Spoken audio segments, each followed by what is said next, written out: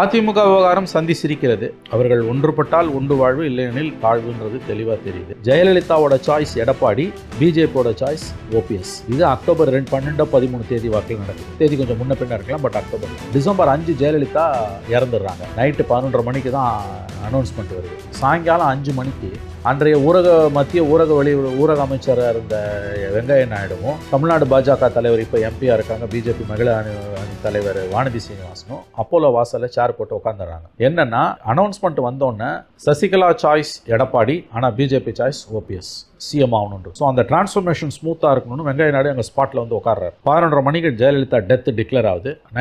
Mid night 2 மணிக்கு ராஜ்பவனில் பதவி ஏற்றுக்கிறார் OPS. புரியுதுங்களா? 2 மாதம் பொறுத்து பிப்ரவரி 5ஆம் தேதி ஏடிஎம்கே எம்எல்ஏஸ் மீட்டிங் கூடி, அன்னைக்கு வந்து இட் வாஸ் அ சண்டே, சசிகலாவை எம்எல்ஏக்கள் குழு தலைவராக தேர்ந்தெடுக்கிறாங்க. ஓபிஎஸ் ராஜ்பவனுக்கு போகிறாரு. ராஜ்பவனில் கவர்னர் இல்லை, வித்யாசாகர் ஊட்டியில் இருக்கார். ராஜ்பவனுக்கு போய் செக்ரட்டரி கிட்ட ரெசிக்னேஷனை கொடுத்துட்டு வந்துடுறாரு. கவர்னர் அங்கேருந்து இறங்கி, ஓட்டிலேருந்து இறங்கி கோயம்புத்தூர் போய் ஃப்ளைட் பிடிச்சி டெல்லிக்கு ஓட்டார். இங்கே வரவே இல்லை. 4 நாள் பொறுத்து ஒரு தர்ஸ்டே அன்னைக்கு தான் வராரு. சசிகலா சீனியர் மினிஸ்டர்ஸ்லாம் போய் அவரை பார்த்து புதுசாக இவங்க சிஎம் ஆகிறதுக்கு இது பண்ணணும் அப்படின்னு அதை வாங்கி வச்சுக்கிட்டு நான் லீகல் எக்ஸ்பர்ட்ஸை கன்சல்ட் பண்ணுறேன்றாரு. கரெக்டாக 7ஆவது நாள் வந்து பிப்ரவரி 15ஆம் தேதி ஜட்ஜ்மெண்ட் வருது சுப்ரீம் கோர்ட்டில். அதுக்கு 8 மாதம் முன்னால் தள்ளி வைக்கப்பட்ட தீர்ப்பு சொத்து குவிப்பு வழக்கில் சசிகலா, இளவரசன், சுதாகரன் 3 பேருக்கும் 4 ஆண்டு சிறை தண்டனை கீழமை நீதிமன்றம் கொடுத்த தீர்ப்பு உறுதிப்படுத்தப்படுது. டெல்லி கர்நாடக ஹைகோர்ட் ஜட்ஜ்மெண்ட்டை ரத்து பண்ணுறாங்க. ஏன்னா அந்த ஜட்ஜ்மெண்ட் தான் அவங்களை விடுதலை பண்ணு. அப்போ சசிகலா அந்த ஒரு நாள் டைமில் கூவத்தூரில் என்ன நடந்தது நமக்கு தெரியும். கூவத்தூரில் எடப்பாடியை சிஎம் ஆக்குறாங்க. அப்போ அவங்க முதல் சாய்ஸ் செங்கோட்டையனாக தான் இருந்திருக்காரு. செங்கோட்டையன் பேர் அடிப்பட்டது. ஏன்னு கேட்டிங்கன்னா, இஸ் சீனியர் மோஸ்ட். பட் எல்லா எம்எல்ஏக்களும் வழிக்கு கொண்டு வரணும், அவங்களுக்கு தேவையானதை செஞ்சு கொடுக்கணும் அப்படின்னா அந்த ரிசோர்ஸஸ் வித்தின் கோர்ட் வந்து எடப்பாடி கிட்ட தான் இருந்தது. அங்கே என்ன நடந்துன்றது அது தனி கதை, எல்லாருக்கும் தெரியும்.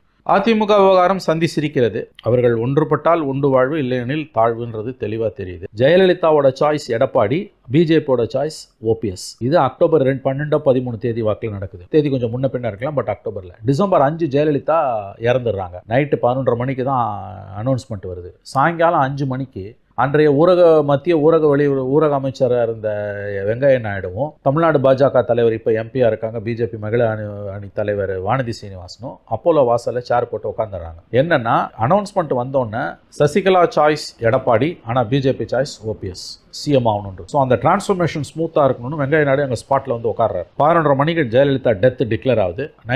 மிட் நைட் 2 மணிக்கு ராஜ்பவனில் பதவி ஏற்றுக்கிறார் ஓபிஎஸ்.